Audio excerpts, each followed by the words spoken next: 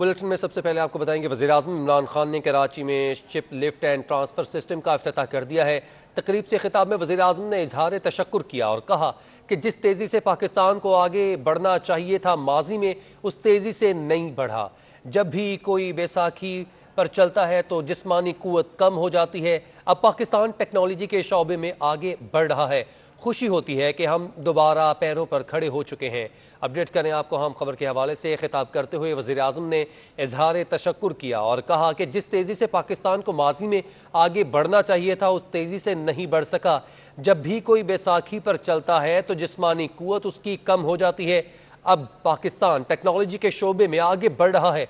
खुशी हुई कि पाकिस्तान दोबारा से पैरों पर खड़ा हो चुका है। फिर से कोशिश हो रही है कि हम अपने पैर पे खड़े हों। ये सिर्फ ये नहीं कि आपने इस टेक्नोलॉजी का इस्तेमाल किया और अब 12 शिप्स को हम कर सकेंगे और 7,400 टन की शिप को शिप लिफ्ट कर सकेंगे। ये एक प्रोग्रेस है। एक टेक्नोलॉजी का इस्तेमाल करके अपना मुल्क का पैसा बचाना है। जो आपने कहा कि यही चीज़ें अब बाहर, आई गेस बाहर जाना पड़ता होगा आपको, तो वो जो पाकिस्तान में करेंगे, हमारा फॉरेन एक्सचेंज, हमारे डॉलर्स बचेंगे। ये जो आपका आज आपने जो किया और इंशाल्लाह ये सर्विसेज आप बेचेंगे आगे, तो इंशाल्लाह इससे भी हम डॉलर्स कमाएंगे। और हमने अब हर वो चीज़ करनी है जो अपनी एक्सपोर्ट्स को हमने प्रमोट करना है। ओवरसीज़ पाकिस्तानीज को इनकरेज करना है कि वो रेमिटेंसेज बैंकिंग चैनल से भेजें, पैसा भेजें जिससे डॉलर्स पाकिस्तान में आए। के इलेक्ट्रिक और पाक LNG के दरमियान गैस की फराहमी का मुआहदा तय पा चुका है। वफाकी वज़ीर हमाद अज़हर ने कहा है कि पाक LNG के इलेक्ट्रिक को 150 MMCFD गैस फराहम करेगी। वफाकी वज़ीर हमाद अज़हर ने मज़ीद कहा है कि ये पाकिस्तान में अपनी नौइयत का पहला गैस की फ़रोख्त का मुआहदा है। मुआहदे से शहर को बिजली की इजाफी फराहमी की राह हमवार होती है। के इलेक्ट्रिक ने 900 मेगावाट का बिन कासिम 3 यूनिट तैयारी कर लिया है, जिसके लिए के इलेक्ट्रिक को इजाफी गैस की फराहमी की ज़रूरत है। मुआहदे के बाद बिन कासिम से बिजली की फराहमी चंद माह में शुरू हो सकेगी।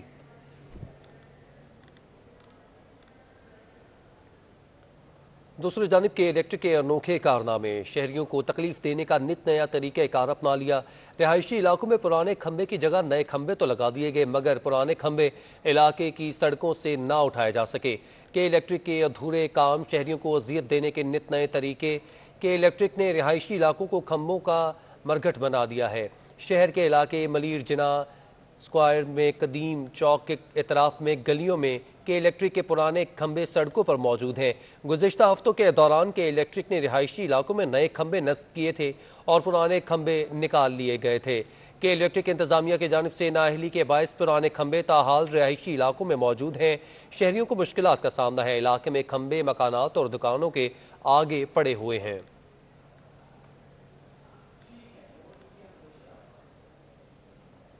सिंध हाई कोर्ट ने बंस रोड फूड स्ट्रीट के खिलाफ मकीनों की दरख्वास्त पर दरख्वास्त गुजार के वकील से दरख्वास्त के काबिल समात होने पर दलाइल तलब कर लिए हैं।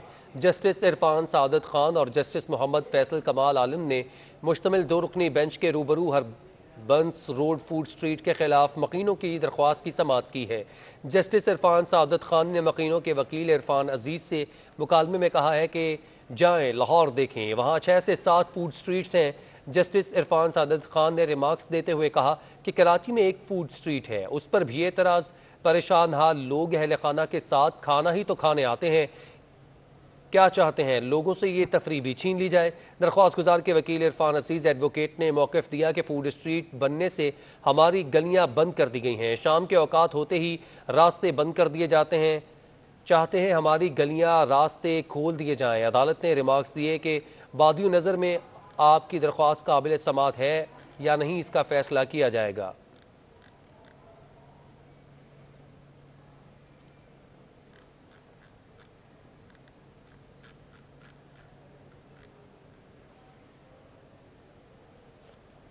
कराची वालों के लिए बड़ी खुशखबरी है। ग्रीन लाइन मंसूबे के लिए चीन से बसें जल्द पहुंच जाएंगी। 80 बसें 2 बहरी जहाज़ों के जरिए 15 अगस्त तक शहर कायद रवाना हो जाएंगी। ग्रीन लाइन मंसूबे में अहम पेशरफ्त सामने आई है। गवर्नर सिंध इमरान इस्माइल ने अपने ट्वीट में बताया है कि चीन से 80 ग्रीन लाइन बसें कराची पोर्ट भेजने की तैयारी मुकम्मल हो चुकी है।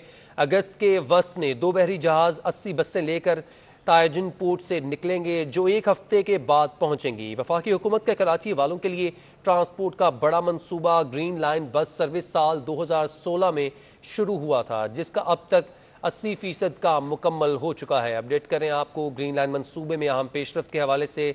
गवर्नर सिंध इमरान इस्माइल ने अपने ट्वीट में बताया है कि चीन से 80 ग्रीन लाइन बसें कराची पोर्ट भेजने की तैयारी मुकम्मल हो चुकी है। अगस्त के वक्त में 2 बहरी जहाज़ 80 बसें लेकर तायजिन पोर्ट से निकलेंगे, जो 1 हफ्ते में पहुंचेंगी। वफाकी हुकूमत का कराची वालों के लिए ट्रांसपोर्ट का बड़ा मंसूबा ग्रीन लाइन बस सर्विस साल 2016 में शुरू हुआ था, जिसका अब तक 80% ही काम मुकम्मल हो सका है।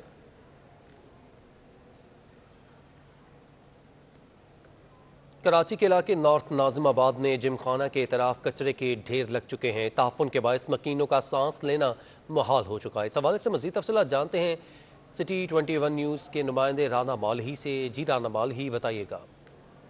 जी, इस वक्त मैं मौजूद हूँ नॉर्थ नाज़िमाबाद के इलाके में। यहाँ आप मेरे पीछे देख सकते हैं कचरे का ढेर लगा हुआ है। इस कचरे के ढेर की वजह से यहाँ के इलाका मकीन सख्त परेशान है। यहाँ पर पूरा इलाका आबाद है। यहाँ पर कचरे की वजह से ताफुन फैल रहा है।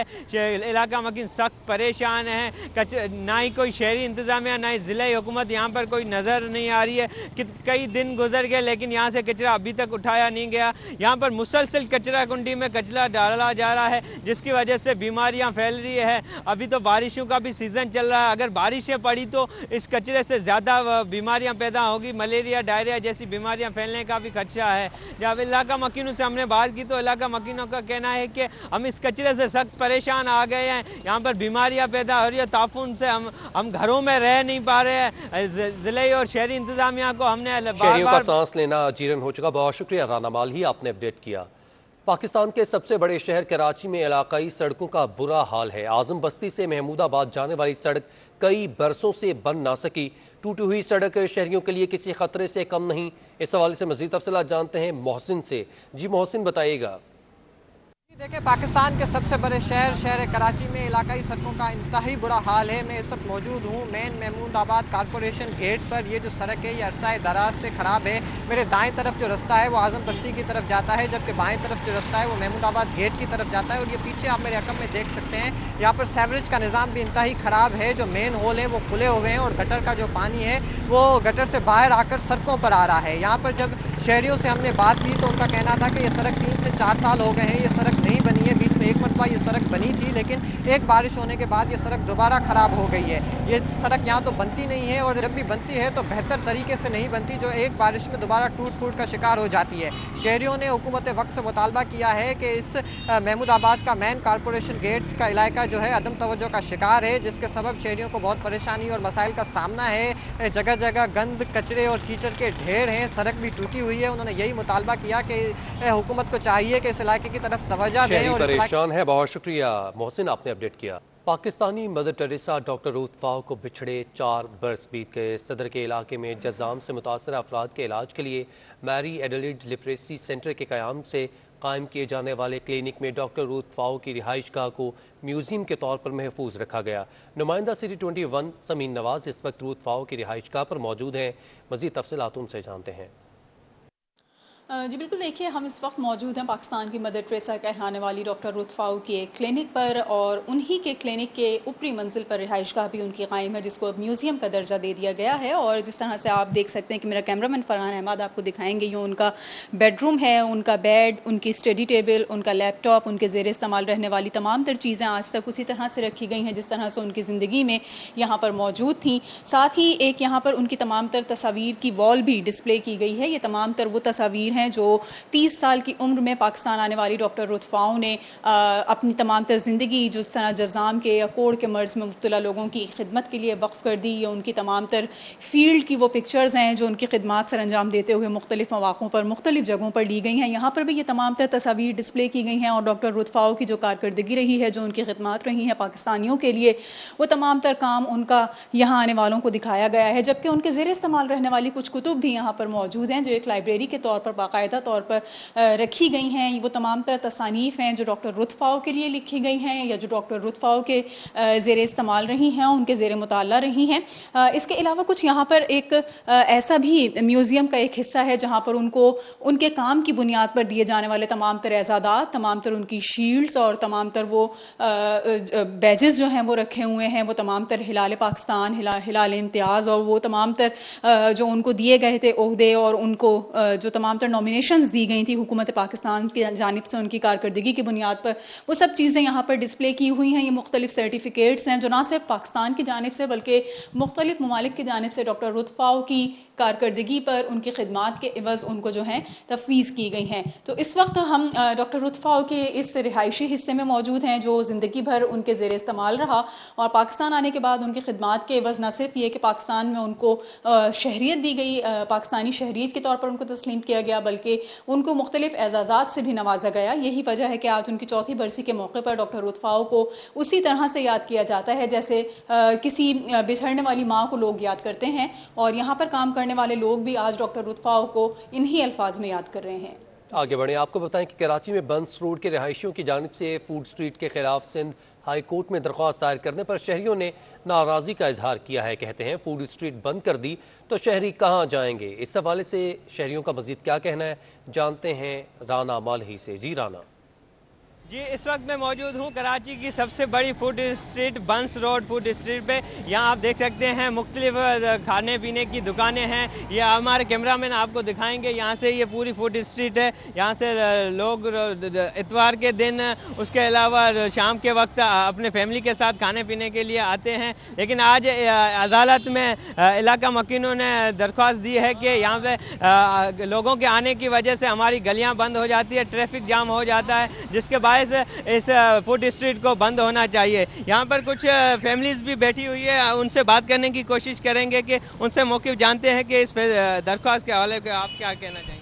ये अदालत में आज दरख्वास्त दी गई है कि इस फूड स्ट्रीट को बंद होना चाहिए। इलाका मकीन है जो कि उसका कहना है कि हमारा यहाँ से शाम को गुजरना भी मुश्किल हो जाता है। सर, चीफ जस्टिस को तो असूलन तो नज़रसानी करनी चाहिए, क्योंकि अब कराची के अंदर बहुत कम ऐसी जगह है जिधर फैमिलीज़ इस टाइम पे बैठ के कुछ खाने पीने की चीज़ें खा सकती हैं। यहाँ पर आप देख सकते हैं कि जिस तरीके से माहौल है और सिस्टम है, उससे कोई प्रॉब्लम तो नहीं है। बाकी ये कि चीफ जस्टिस को इस चीज़ के ऊपर नज़रसानी करनी चाहिए और खाने पीने की ये 2, 3, 4 जगह ही रह गई हैं अब कराची में जिधर बैठ के एक फैमिली के साथ आदमी खाना खा सकता है सुकून से। जी, इनका ये फैमिली के साथ ये भी खाना खाने यहाँ पे आए हैं। इनका कहना है कि कराची में 2-4 ही जगहें बची हैं जहाँ पे लोग फैमिली के साथ खाना खा सकते हैं और अपने जो टेंशन है उससे फ्री हो सकते हैं। तो अदालत को चाहिए इस पर नज़रसानी करे। बयानिया क्या है, इस हवाले से अपडेट कर रहे थे राना मालही, बहुत शुक्रिया। कराची के साहिल पर फंसे हैंग टैंक 77 बहरी जहाज़ को निकालने के लिए सी व्यू पर काम का आगाज़ कर दिया गया है। रेस्क्यू की 2 मराहल में तय किया जाएगा, जिसका आगाज़ आज से शुरू किया जाएगा, मगर मानसून सीज़न के बायस तेज़ हवाओं की वजह से ऑपरेशन ताख़ीर का शिकार रहा है। मज़ीद तफ़सीलात जानते हैं अपने नुमाइंदा अयाज़ राना से। अयाज़, बताइएगा कहाँ तक पहुँचे हैं ये तमाम तर मामलात। जी बिल्कुल, जैसे कि हैंगटोंग 77 जो जहाज़ 21 जुलाई को जो कराची के समंदर सी व्यू पे आके फंसा था, उसको निकालने का जो मरहला है उसको दोबारा जो है आज शुरू किया जाना था, जिसको 2 मराइल में कहा जा रहा है कि इसको समंदर की तरफ जो इसको रेस्क्यू का अमल है वो करना था। इसको रीफ्लोट कराने के लिए आज जो अमल करना था उसमें ऐसा था कि जो इसकी जो टेल है उसको और उसके मुँह पर जो है वो विंचेस के ज़रिए इसको खींच के इसके मुँह को समंदर की तरफ करना था, जिसके बाद अभी देखा यह जा रहा है कि हल्का सा जो जहाज़ का रुख है वो तब्दील तो हुआ है, लेकिन उस रेस्क्यू के अमल को दोबारा रोक दिया गया क्योंकि मानसून सीज़न है, जिसकी वजह से हवाएं जो है वो ज़्यादा तेज़ चलने की बायस जो है वो काम में दखल अंदाज हो रही हैं, जिसके बायस जबकि हाई टाइड जब होती है उनको ज़रूरत कम से कम 4 मीटर से 5 मीटर ऊंची लहरों की ज़रूरत होती है।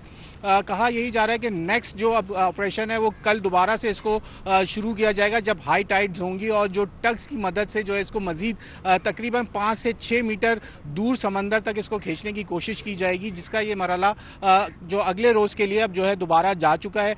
कहा यही जा रहा है कि ये अहले सुबह जो है ये इस काम शुरू किया जाना था, लेकिन अब तक हमने ये देखा है कि सुबह ये काम करने की कोशिश तो आज की गई। ऑपरेशन 2 मराहल में मुकम्मल किया जाएगा। बहुत शुक्रिया राना अयाज, आप अपडेट कर रहे थे। शराब चोरी का मामला कस्टम इंटेलिजेंस अफसरान में सर्द जंग शुरू हो चुकी है। डिप्टी डायरेक्टर ने सिक्योरिटी इंचार्ज के खिलाफ एक और मुकदमा दर्ज करवा दिया। अपडेट करें आपको अहम खबर के हवाले से। शराब चोरी का ये मामला है, कस्टम इंटेलिजेंस अफसरान में सर्द जंग शुरू हो चुकी है।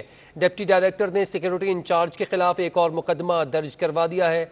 अपडेट करें आपको अहम खबर के हवाले से। शराब चोरी का यह मामला है जिसमें कस्टम इंटेलिजेंस अफसरान में सर्द जंग शुरू हो चुकी है। मज़ीद तफसीलात जानते हैं सुहेल शब्बीर से। सुहेल बताइएगा क्या मामला है ये आखिर?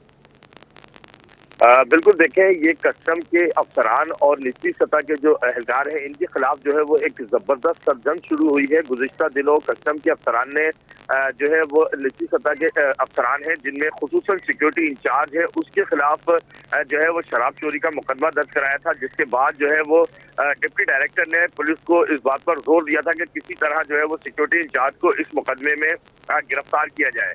जिसके बाद जो है वो छोटी सतह के अफसरान और जो डिप्टी डायरेक्टर लेवल के अफसरान हैं इनमें जो है वो एक सरजंग शुरू हुई और उस पर जो छोटी सतह के अफसरान थे उन्होंने जो है वो इस बात पर जोर दिया कि सिक्योरिटी इंचार्ज के खिलाफ ज्यादती की जा रही है और जाती नौयत के मुकदमे में कौन सी दफात शामिल की गई हैं? बिल्कुल देखिए, ये दूसरी एफआईआर दर्ज की गई है टीपू सुल्तान थाने में और कहा यह जा रहा है कि उसमें ये मौका इख्तियार किया गया है जो कस्टम का कचरा था, जो गुज़िश्ता साल कस्टम के ऑफिस में आग लगी थी उसका जो बचा हुआ कचरा था उसको जो है वो चोरी करके बेचा गया है। जबकि जो कस्टम इंक्वायरी के मुताबिक उस कचरे की बाकायदा अप्रूवल आई थी जिसमें लैपटॉप, प्लेट और जो दीगर सामान था, फोटोकॉपी मशीन थी, ये तमाम कचरा जो है वो अप्रूवल के बाद जो है वो फरोख्त किया गया था और उससे हासिल करदा रकम जो है वो कस्टम के अकाउंट में डाली गई थी।